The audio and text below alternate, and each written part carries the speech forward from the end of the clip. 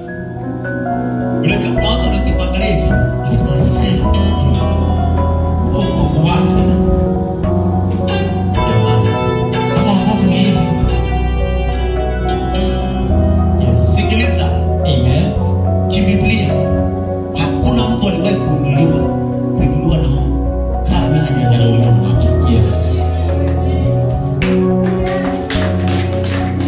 Kanuni ya kuinuliwa na Mungu sio wanadamu. Lazima urushiwe na toba. Lazima wakutake vinyesi. Wale wakutaka vinyesi. Wanataka kuja kusema njoo kaya tumbele.